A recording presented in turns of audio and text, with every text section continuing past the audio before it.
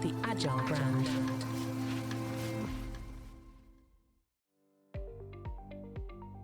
Welcome to the B2B Agility Podcast, where we look at the factors that drive success in B2B marketing, with a focus on the people, processes, data, and platforms that make B2B brands stand out and thrive in a competitive marketplace. I'm your host, Greg Kihlstrom, advising Fortune 1000 brands on MarTech, marketing operations, and CX, best-selling author and speaker. Before we get started, I wanted to let you know that my latest book, Priority is Action: 7 Principles for Better Strategies, Decisions, and Outcomes, is now available. In it, I give ideas and insights for leaders and teams that need to make meaningful progress on their priorities. After all, our priorities are what we do, not what we say we'd like to do. You can find Priority is Action on Amazon or learn more on my website, gregkihlstrom.com. Now let's get on to the show. Just a note before we get started. This episode ran earlier on my other podcast, The Agile Brand, but I thought it was a great fit for this B2B focused show as well. I hope you enjoy. Today we're going to talk about why customer journey mapping matters and how it can improve customer loyalty and drive other customer and business outcomes. To help me discuss this topic, I'd like to welcome Percy Rose, Customer Success Strategy Executive at Hewlett Packard Enterprise. Percy, welcome to the show. Thanks, Greg. Glad to be here. Exciting topics. Yeah, definitely. Looking forward to talking about this with you. And I know we were both at the CXPA Advance event a couple months ago. Didn't get a chance to talk with you then, but glad we could connect here and have this conversation. So why don't we start with you giving a little background on yourself as well as what you're currently doing at Hewlett Packard Enterprise? Yeah, so I'm originally from New Orleans. I currently live in Portland, Oregon. I've been here for about 10 years. And I started my career at Accenture, so I was a consultant. Probably was there for a good 12 to 13 years. And I focused on systems integration, large, complex, global SAP implementations, actually. And that's really was the basis of my career, solutions integrations. And at one point, had a young family, young kids came along, and consulting life did not really align to having a young family and then traveling all the time. And so my client at the time was HP, now HPE. And essentially, they offered me a position, and I continued doing solutions integration internally. And so, at about 5 years ago, I was sort of step back and looked at, I've been doing this a long time, and kind of feel like I've, reached the max of what I want to do in this space. And I really tried to identify, what do I miss most about consulting? And that was really working directly with the customer.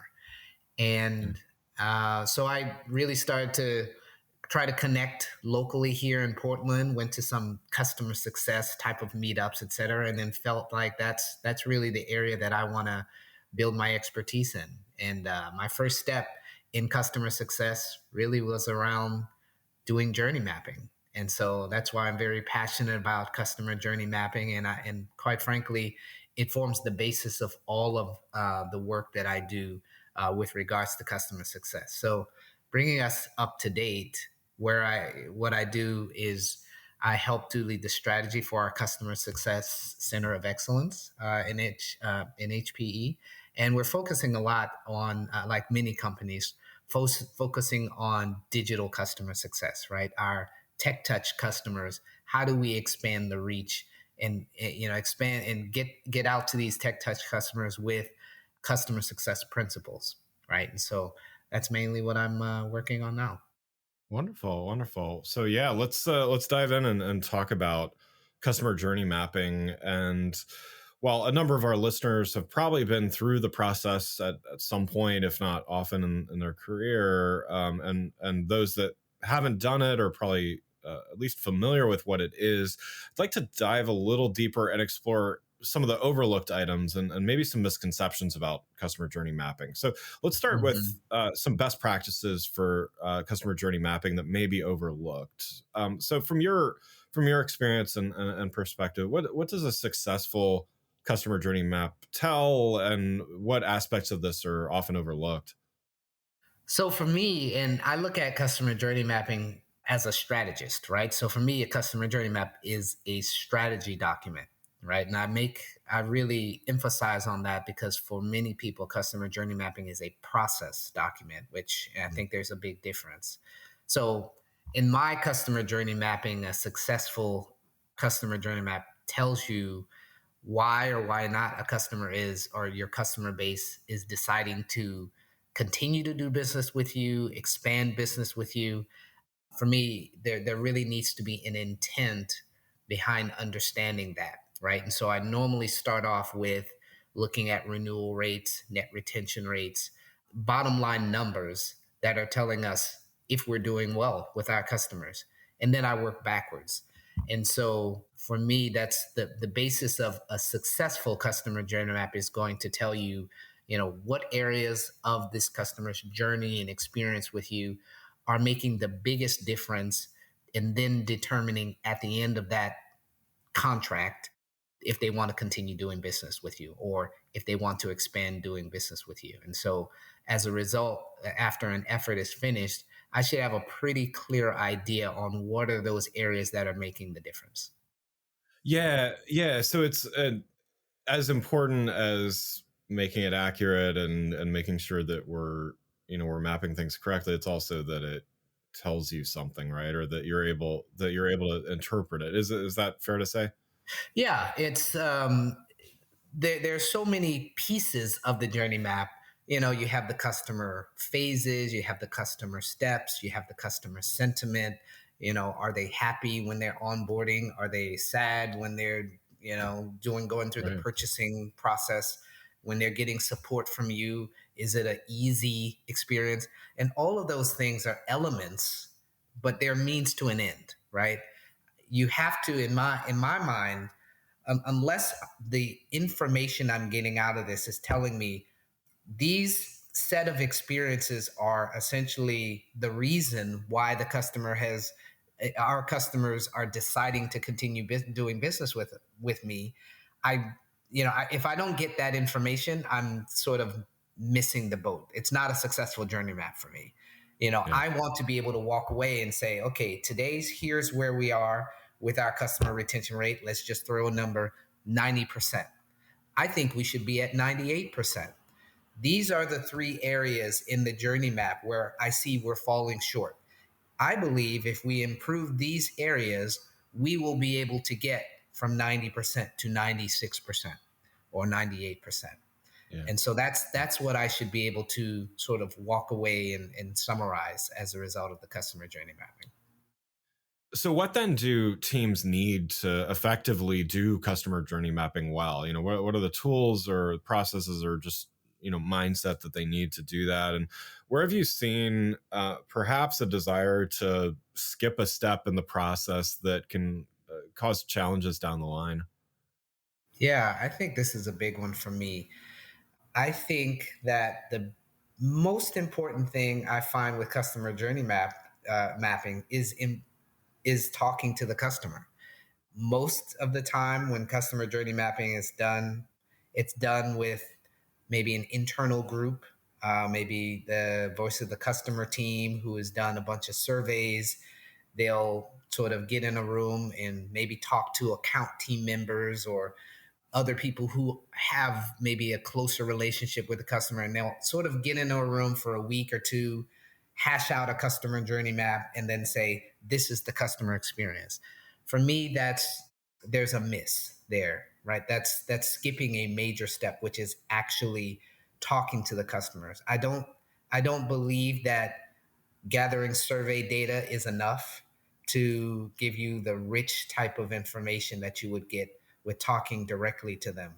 And so if you're going to start a customer journey mapping effort, it takes a while, right, to line up customer interviews. And it actually, that's the most of the time in let's say a 3 to 4 month type of customer journey mapping effort.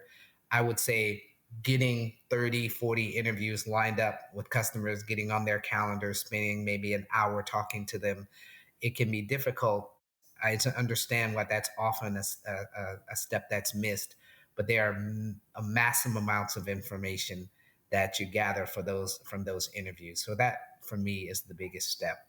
Yeah. And then Yeah. it causes challenges down the line, because if you're truly trying to link this to financials and reasons why a customer is going to continue to do business with you, then it's so important to have their voice included.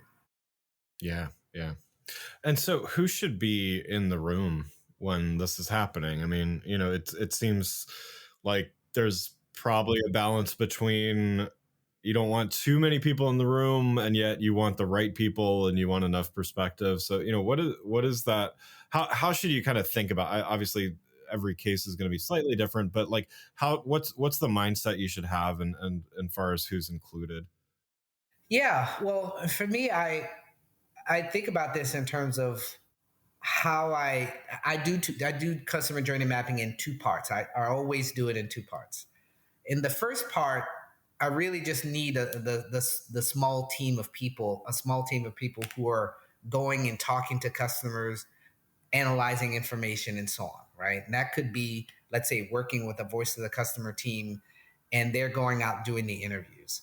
So it's not really important for me at the time to have people from all across the company participating in this sort of gathering and constructing this initial customer journey map, which I normally call a current state journey map, right? Yeah. You're Yeah. really relying on what is the customer telling us, and we want to gather all sorts of insights to rationalize this information, pull KPIs, pull surveys, pull all sorts of information to complete this picture on a current state journey map. This is what our customers say about us today. Then, after we sort of have that information, then we pull people from across different organizations, right? We'll pull, let's say, representation from marketing, representation from sales, delivery, customer success, pricing, finance, right? You don't want 55 people in the room, Right. right? But you Right. do want representation across organizations. And then you want to present the findings and you say, okay, folks, here's what our customers, here's a comprehensive view of what our customers are telling us. And you want all them to, number one, understand and really not just look at the journey map, but I'm talking about watch interviews of customers, right? We want them to actually hear. I lean very heavily on this is, you need to hear from these customers. You need to hear their voices. We record the sessions. You need to see their faces, kind of thing. And then, so it's number one, to get them to truly understand. But then, secondly, now that they understand the importance of making a change, now you need to be a key participant in designing that future. So the second part of journey mapping is what I call desired state journey mapping, where now we have these groups who are motivated because they've heard directly from the customer. They're motivated to do something about it, and everybody plays a part, right? And it's so we design together as a collective group across multiple organizations. We break down these silos, we design that future experience. And it's really important, obviously, if you want to get buy-in in the end, right? So I can't just design with a small team of people, just go and design a customer journey and then expect the rest of the organization to adopt it, right? If this is the desired state, we need to collectively design it together, and then we automatically are going to have some level of buy-in across these organizations as we try to push change. Yeah. Yeah. Yeah. Makes sense. So we've talked about some of the things that customer journey mapping can do and some of the process, but want to talk a little bit more again, because I think a lot of people out there listening think I got this, I know all about it. And yet, again, I think as you've highlighted in several different ways, there's a lot of considerations that you want to make, from everything from the process to the people to the information that's captured Right. in the journey map. So what about unreasonable expectations as well? What can a journey map do, and what Mhm. might be unreasonable in expecting from a journey map? What are a couple of things that come to mind in terms of those kinds of things? Yeah, I think The biggest misconception that I often have faced in the past is that it's a quick process. Yeah. I now okay again, and this comes in the differentiation between a process mapping and a customer journey mapping. If people want to use journey mapping as a process map, meaning customer is going to do step one, step two, step three, step four, step five, and we've outlined the 12 steps that they do. Great, we've done a journey map. That can be quick, right? But if you want to do a journey map strategically, thinking through why is it that they're not, why is it we are not retaining our customers, right? That requires a lot of analysis and requires just a lot of thought in comparing information and benchmarking and so on. And so when I remember the first journey maps that I was working on was during COVID, and I had told our leadership team that we were going to do this effort, and I don't know, somehow they're thinking, oh, we've heard of journey mapping. Right. That'll take a couple weeks, right? And so it was like a constant tension behind, like, no, we're going to do it in this way, and the result is going to be very insightful, but this is going to be months. And during COVID especially, to try to get interviews with customers, and people had other things to worry about, right? And so Yeah. I think our first time going around doing this, it was like the whole project must have been like 6 months or something. But yeah, I think even though it's quicker now, managing this thought that customer journey mapping should be quick, throw it together. We just want to see what their experience is like. That's I would say the one of the biggest things that often is customer success or customer experience professionals are going to face. Just the expectation of it, how quickly this can be done. Yeah. But secondly, I think it's for people who want to do this more on a strategic level. I think making sure, or there's often a misconception about, is it a process map versus something else. And I think process mapping can be done as a support to customer journey mapping. But I think that a lot of times these things are confused. If you're like me, it's hard to keep up with all the trends, fads, and critical concepts that marketing and CX leaders need to know about. To help, I've partnered with some of the world's most notable MarTech thought leaders to create the Agile Brand Guides book series. These are short reads, 3 hours or less, on important topics like generative AI, customer data platforms, MarTech infrastructure evaluation, and more. They're available in print, digital, and audio formats, and quickly get you up to speed on critical topics that leaders and aspiring leaders need to understand. Search for Agile Brand Guides on Amazon or go to the Agile Brand Guide website at www.agilebrandguide.com. That's agilebrandguide.com for more. Before we get back to the show, I just wanted to remind you to hit the follow or subscribe button on your app to make sure you get notified when new episodes of this show are available. Now let's get back to the show. And so, how do you recommend then that, there might be slightly different goals depending on where, or maybe even vastly different, but, different goals depending on where you are and what the purpose of the map is. But, how do you recommend managing expectations then? Because a lot of this comes down to that, right? It's, Right. a manager, a leader, a stakeholder, someone has this expectation, whether it's time, scope, all of the above. How do you recommend managing expectations about what a journey map can deliver? Yeah, I think it's, well, like any initiative, right? It's any initiative is going to be successful based off of stakeholder management, right? How you're able Yeah. to manage expectations with people who are really investing the time and the funding and whatnot. But I think the way that it's worked well for us is just making sure that, number one, you're very clear at what you're trying to achieve. The more you can link your journey maps to financial impact, and I can't emphasize this enough. I think sometimes within customer experience and customer success, we kind of do some work and we're all about feelings, like well, the customer feels bad when they're onboarding. They feel bad this, and we leave it there. It's about the feeling of the customer, and that's it. But the Yeah. more we can link it to, here's how those emotions are impacting that experience, and that experience during onboarding, that experience during purchasing experience, the process, that experience during the support process. There's a direct linkage to our financials here, right? And the more we can integrate into the journey maps of financials, then the more buy-in you're going to get from senior leadership at the highest level, right? Because that's, at the end of the day, you want your work to directly correlate to, this is how we're going to move the needle financially for our company. And so the more you can integrate that and then bring your stakeholders along the way, set the expectation, like I used the example before. We're 90% retention rate. Our goal, we're designing when our goal is to be 96% retention rate.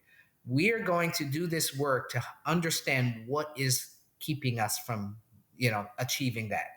And along the way, Yeah. we're going to be giving you information and insights from customers that's going to talk about why we have this gap, right? So the more you can frame it up, that's what I think stakeholder management is about. And then they can be a bit more patient because they see kind of the vision and where it's going, and so on. Yeah, yeah, that makes sense, and definitely agree. That's probably good advice for anyone in many areas of the business as well, and just managing expectations too. Last topic I want to touch on today is just talking about some of the inputs and some of the outputs of the journey mapping process. We touched Mhm. on some of this in a few different ways, but let's talk about the data and the information, whether that's from the customer or internal from the business. What data or information is going to be beneficial to have, and where do you see some of the biggest hurdles in getting to the right data? Yeah, I think from a customer perspective, the data that's, I think, critical to gather, it's important to do persona work, to do persona mapping, and understand what are the customers' associated desired outcomes and goals, right? So before we do any type of mapping, what we want to do is gather a really strong intelligence of who are these customers, right? In the tech industry, cloud, private cloud industry, you're going to have your heads of infrastructure and operations, your CTOs, your CIOs, right, at the executive level.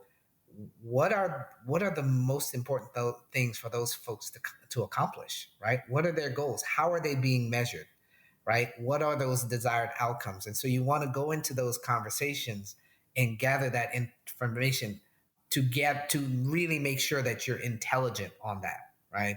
And so that has to be a basis and an input coming into your journey mapping. Then, because you're not going to do 700 interviews, right? You want to balance that with other pieces of data, right? You want to balance that with, let's say, survey feedback, right? So if I have done 30 interviews and customers constantly tell me the onboarding process, it's too lengthy, I don't have, the time to value is just way too long.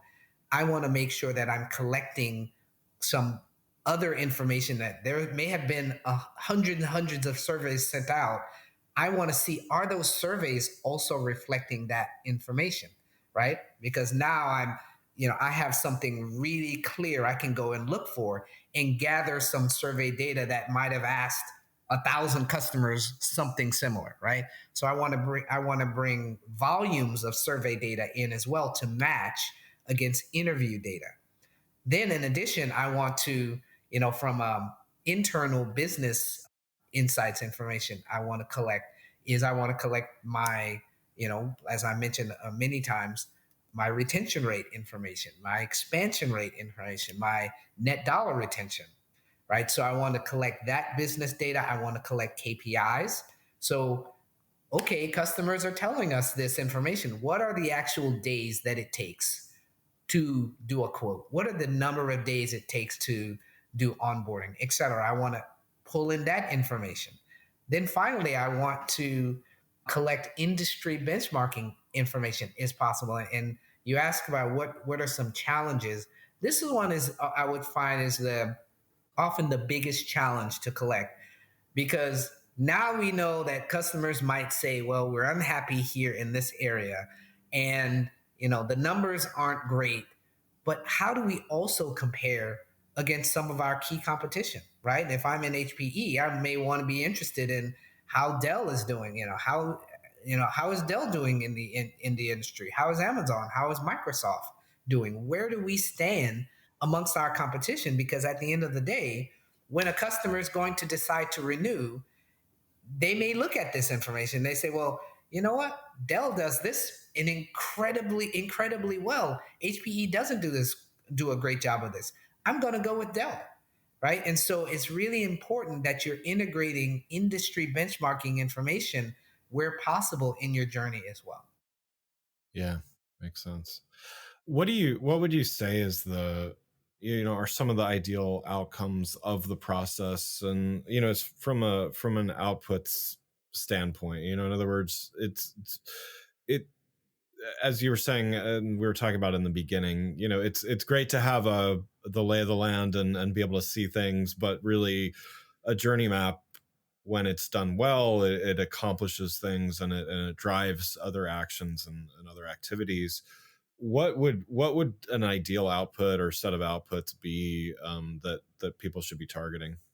Yeah. So for me, and again, it comes down to I want to walk away from my as is journey map. I want to walk away with a document which shows me, okay, this is exactly where I am today with regards my ability to retain and expand with my customers. And here are the 2, 3, 4 areas that are impacting those numbers most, right? I need to be able to clearly state that I know that, right? And this is because this particular persona wants this, they're not getting it, and here's where I have an opportunity, right? And that particular persona, maybe they have other needs and they're not getting it. At the end of the day, it's always going to come down to the value that we're able to deliver. And if I wasn't able to prove value within the time frame of the contract, customers just not going to stay. I mean, at the end of the day. So first piece is understanding that, clearly walking away from your current state journey map with an understanding of what those areas are. And then when you design a to be or a desired state, it's being able to say, okay, here's what we want our customers, let's say 3 years from now, we want those customers to be saying about us. And here's what we're going to change to basically drive that improved sentiment. And if we're able to do this, it's almost like hypothesis, right? We believe if we're able to do X, Y, and Z, we are in the end going to be able to project out to not a 90% retention. We're going to project to a 96% retention. Yeah. Yeah. That's great. How often should you go through this process? I mean, certainly, as you mentioned, this can take anywhere from, I would say probably 2 weeks is unrealistic, but it can take a matter of weeks to months. You mentioned 6 months, and that's not unusual, to do this and do it well, and especially if it hasn't been done recently, and things like that. So, what's a rule of thumb? Not even necessarily the number of weeks, but like what's the mindset that you should have when, okay, it's time to revisit the journey map? Yeah. So I normally, I mean, it depends on if you have a one person show or Right. or Fair enough. a team of people. But I don't know. I would assume a 3 to 4 month type of time frame. Interviewing, let's say 40, 35, 40 customers, I think is a good number for a large business.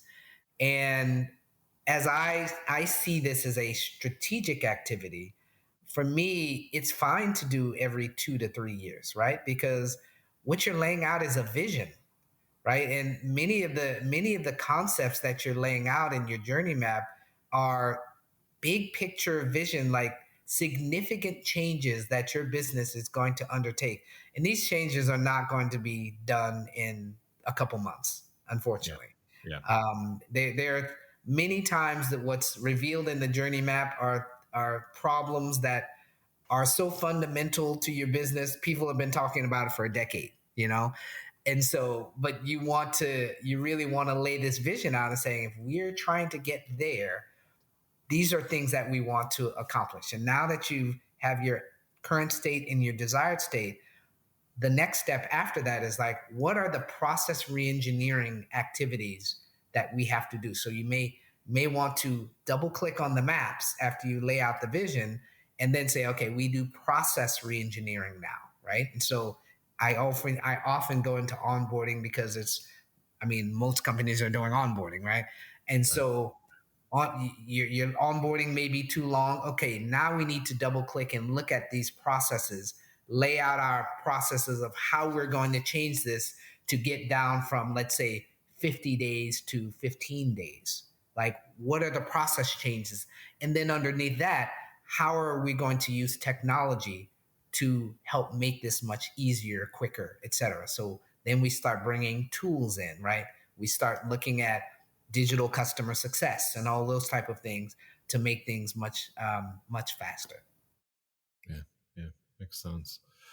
So, Percy, thanks so much for joining the show. One last question before we wrap up here. So, you've given a lot of great advice. We've talked a lot about different aspects of journey mapping. So, maybe even something that you've already shared. But what's a piece of advice that you'd have for those people out there? Maybe they're about to start the journey mapping process, or feel like they should be starting, or maybe they're even in the middle of a 6 month journey mapping process. What's your advice to them to make things better and improve and take the right step in the next direction? Yeah, well, first and foremost, I guess I would say thanks for having me on, Greg. Absolutely. This has been great. I'm passionate about the topic about journey mapping, and if I were to offer one piece of advice, I'll give two. Unfortunately, I know you asked for one, but number one, go talk to your customers. It's so critical in this activity. Your journey maps are going to have much more life and depth to them when you talk to them, you rationalize, you look for themes, etc., across your customer base. And secondly, it would be to integrate financials into your journey mapping. Those would be two real key pieces of advice I see missing in a lot of journey mapping, and I think it would really help a lot of CX professionals. And so, yeah, I'm always happy to discuss this topic. Anybody reach out. As you can tell, I'll go on and on about this, and I love to share ideas with people. So. Yeah, well, no, thank you so much. And I think, again, I think it's one of those topics where a lot of people think they know, and a Mhm. lot of people think they're experts and everything, but then when they really get into it, are they getting the right outcomes and outputs and all those? So I really appreciate you sharing your thoughts here. Welcome. Again, I'd like to thank Percy Rose, Customer Success Strategy Executive at Hewlett Packard Enterprise, for joining the show. You can learn more about Percy and Hewlett Packard Enterprise by following the links in the show notes. Thanks again for listening to the B2B Agility Podcast. If you enjoyed the show, please take a minute to subscribe and leave us a rating so that others can find the show more easily. You can access more episodes of the show at www.b2bagility.com. That's b2bagility.com. While you're there, check out my series of best-selling Agile brand guides covering a wide variety of marketing technology topics, or you can search for Greg Kihlstrom on Amazon. Until next time, stay focused and stay agile. The Agile brand.